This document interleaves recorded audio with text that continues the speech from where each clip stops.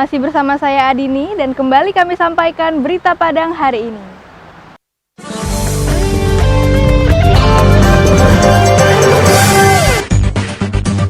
Kelenteng atau rumah ibadah warga Tionghoa kembali dibuka untuk warga yang ingin beribadah.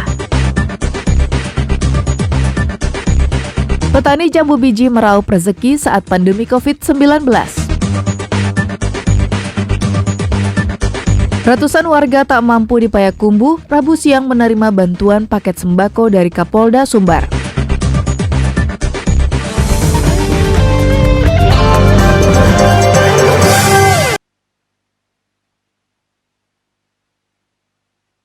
Sejak Senin lalu, Kelenteng Se Hien Kiong yang berada di pecinan Kota Padang kembali dibuka usai ditutup selama PSBB diberlakukan di Provinsi Sumatera Barat. Dengan demikian, warga Tionghoa yang ingin beribadah bisa melakukannya di kelenteng tersebut. Meski telah dibuka, pengurus kelenteng tetap memberlakukan protokol kesehatan dengan ketat bagi setiap warga Tionghoa yang ingin beribadah. Warga diwajibkan mengenakan masker saat berada di dalam kelenteng. Saat beribadah pun, warga dilarang berkerumun dan berdesak-desakan. Mereka harus menjaga jarak satu sama lain. Tak hanya itu, warga harus antri dan terpaksa menunggu jika ada warga lain yang sedang melakukan ibadah. Semua aturan tersebut dipasang pengurus kelenteng dalam sebuah spanduk yang terpampang di dalam kelenteng. Selain menggunakan media spanduk, pengurus juga menugaskan staf kelenteng untuk mengingatkan warga tentang protokol kesehatan. Namun demikian, pengurus kelenteng mengakui jika saat sekarang jumlah warga Tionghoa yang beribadah di kelenteng jauh berkurang dibandingkan dengan masa sebelum COVID-19. Karena sebagian besar warga Tionghoa di Kota Padang melakukan ibadah di rumah masing-masing. Mematuhi peraturan anjuran pemerintah, cuci tangan, pakai masker, jaga jarak, itu yang memenuhi syarat, itu yang siap untuk dipersilakan masuk. Berkurang sih pasti, ya sih pasti.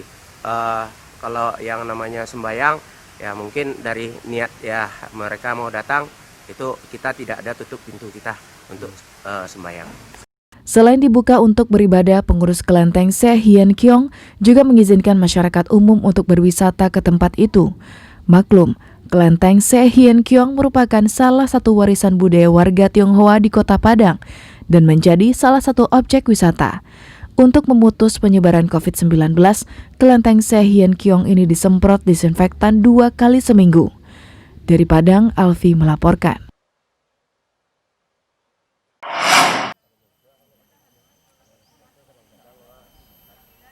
Tak selamanya pandemi COVID-19 membawa sengsara.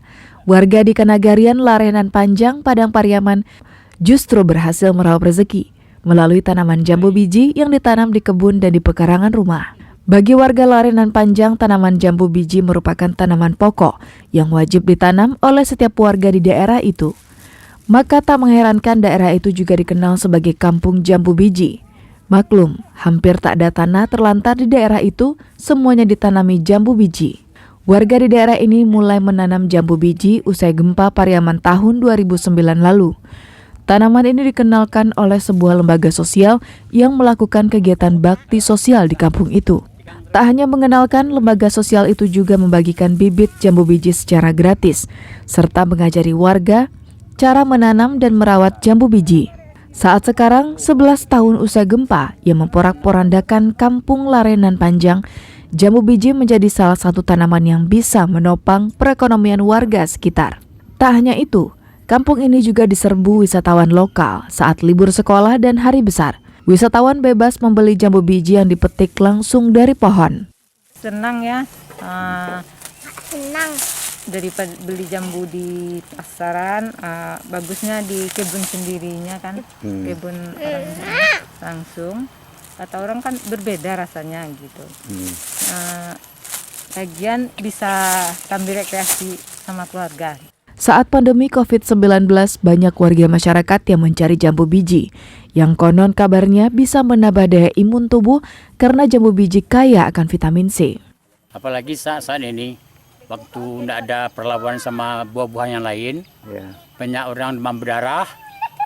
Nah itu, ini dicari orang ke sini itu. Cari apa? Iya. Warga sekitar menjualnya seharga Rp6.000 per kilogram. Selain dibeli oleh wisatawan yang datang berkunjung, produksi jambu biji dari kampung ini juga telah dijual hingga ke provinsi tetangga. Bagi Nagari Larenan Panjang, keberadaan jambu biji ini telah menjadi salah satu sumber pendapatan baru bagi warga. Tujuan ditanam di halaman rumah itu adalah pemanfaatan pekarangan yang ada. Dengan ada jambu biji, bisa dimanfaatkan dikonsumsi dan juga untuk memperhatikan lingkungan yang ada.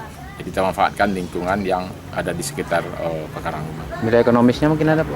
Nilai ekonomisnya ya itu, secara ekonomi masyarakat terbantu dengan adanya jambu biji ini. Bisa dijual, bisa dimanfaatkan. Saat sekarang pemerintah Nagari setempat berupaya meningkatkan hasil dan kualitas jambu biji masyarakat yang ada di daerah ini agar hasilnya bisa memenuhi permintaan pasar dan bersaing dengan daerah lainnya. Eki Rafki melaporkan dari Padang Pariaman.